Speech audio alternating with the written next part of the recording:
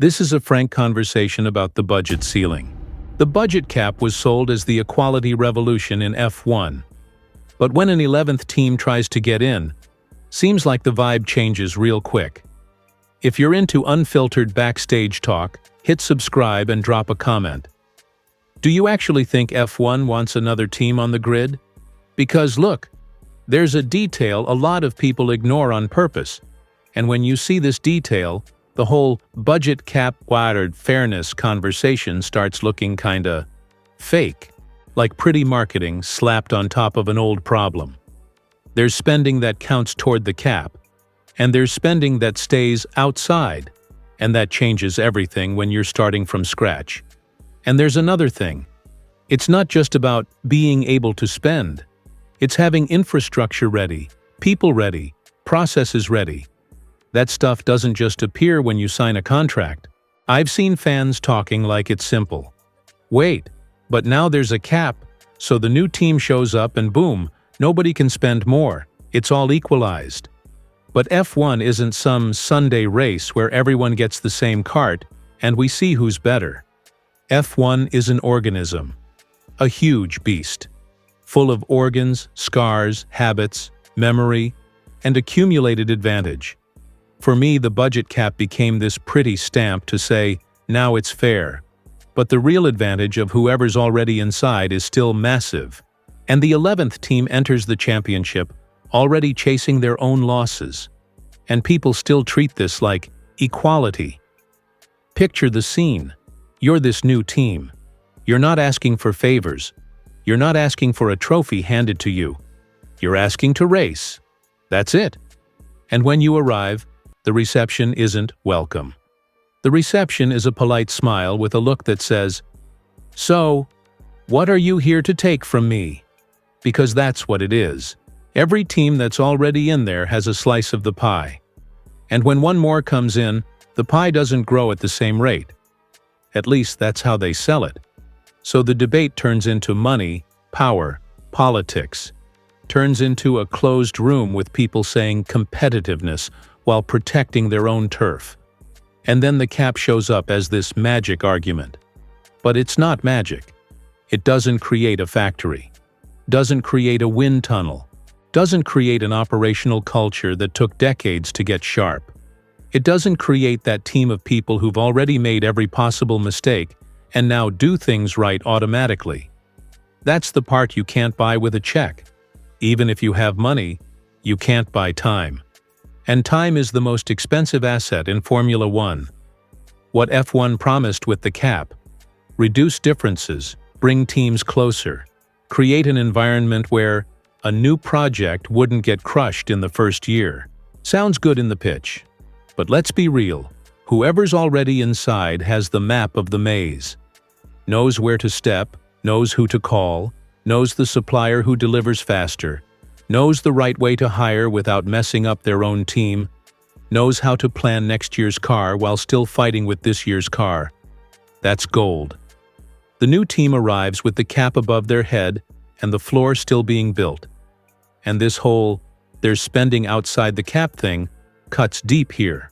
Because the cap, the way most people understand it, seems like a lid on top of everything. A lid that comes down and that's it. Nobody gets past. But real life has cracks, has categories, has classifications.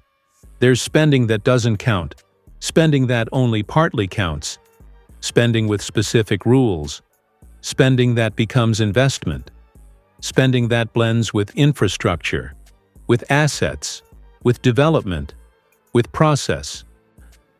And why does this wreck the 11th team conversation? Because whoever already has the castle built can use the cap to sculpt the car and operation with surgical precision. The house is already set up.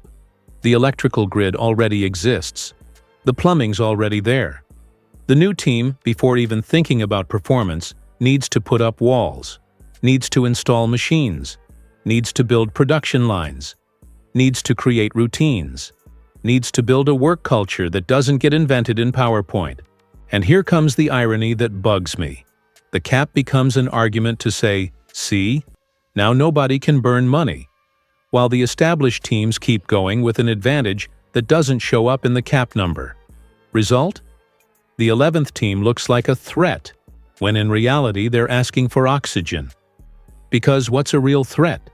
It's someone coming in with ready infrastructure, ready know-how, and already fighting up top. But how? The cap doesn't give you that. The cap, for a new team, can even become a burden. An extra limitation when you're still trying to get the basics up. Think about a simple analogy. 2 chefs get the same ingredient limit per day. One works in a restaurant kitchen that's been around for 20 years, trained staff, calibrated oven, perfect knives, organized inventory, suppliers who deliver on time, a recipe tested 1,000 times. The other got the same quota, but is cooking in an empty warehouse with just bought utensils, a team that's never worked together, no routine, no standard. Both have the same limit. Who delivers the better dish? And more, who seems to waste more at the start? The rookie, obviously, because their first mistake costs big. And they're gonna make mistakes because everyone does at first. Formula One is that, just on an insane scale. You think a new team only struggles to make a fast car? They struggle to make a car. Period. Make it. Deliver it. On time. With quality. With consistency. Without losing their minds in the process. And I'm not even talking about talent like it's some mystical thing. I'm talking logistics, engineering, manufacturing, quality control, integration between departments. The difference between a team that already lives in this and a team that's learning is the kind of difference the cap doesn't erase. It just makes the scoreboard prettier for the public. And there's another point nobody likes to say out loud. When you enter a category like F1, you also enter the politics. And politics doesn't want balance. Politics wants advantage, wants margin, wants negotiating power. A new team doesn't arrive with the same weight at the table. They arrive asking for space, asking for votes, asking for approval, asking for time. And that already puts the team in a fragile position. Then the conversation becomes, prove you add value, prove you're worth it, prove you won't be an embarrassment, prove you won't disappear. But how do you prove yourself if the sport's own structure makes a point of reminding you every day that you're the guest? So here comes what I think is the big bluff. They sold the cap like it was the great weapon of meritocracy on track. Like now, F1 became a place where the best work wins and that's it. And I'm not buying that whole story. I buy a piece of it. I believe the cap helps hold back excesses, helps bring together teams that lived on another planet of budget, helps put a brake on buy everything, hire everyone, explode the problem with money. Cool. But the cap doesn't magically transform a new team into a viable top project. It doesn't buy the invisible shortcuts. And in F1, invisible shortcuts are the game. You know that word everyone loves, efficiency. It becomes an excuse for everything. Oh, but Team X is more efficient. Okay, but efficiency comes from repetition, from memory, from people who've already screwed up together and learned together. The new team has no past. They have future. And future, in F1, costs big. And here's an emotional part that people ignore because they prefer memes and jokes. It's scary to start from zero in an environment where everyone already has decades of advantage. You're not just racing against the clock. You're racing against lost time you didn't live through. The established team already knows how to react when things go wrong, already has crisis protocols, already has Plan B for parts, materials, suppliers, already has replacement parts planned, already has someone who looks at a problem and goes, "This already happened in 2018, even if nobody says it publicly." And then you, new team, look at the same hit and discover, right there, live, what works and what doesn't. It hurts. And it costs. And when you finally start to understand the game, 2 years have already passed. 3. And the public, impatient, says, "See, shouldn't have entered." Like entry was the problem. Like the problem wasn't the invisible barrier that exists to protect whoever's already sitting at the table. Then you see something wild. F1 loves to talk about show, spectacle, growth, audience, new brands, new markets. But when it's time to put more cars on the grid, to increase stories, increase variety, increase possibilities, the discourse changes temperature, gets cold, gets technical, gets bureaucratic, gets full of, "It's not quite like that." And I get a piece of that too, you know? Nobody wants adventurous teams. Nobody wants a team that enters and disappears. That's bad for the sport. But you can separate the serious filter from the political filter. And sometimes both come wrapped in the same package, precisely so nobody knows where one ends and the other begins. What irritates me is when the cap is used as makeup. Like it's a final argument. Now it's fair, so there's no excuse. That's comfortable for whoever's inside. For whoever already has infrastructure, the cap is an administrative rule. For whoever's outside, it's an existential challenge. And you can feel this in how the subject gets treated. When it's an established team asking for cap adjustment, asking for exception, asking for interpretation, it sounds like management. When it's a new team trying to enter, it sounds like risk.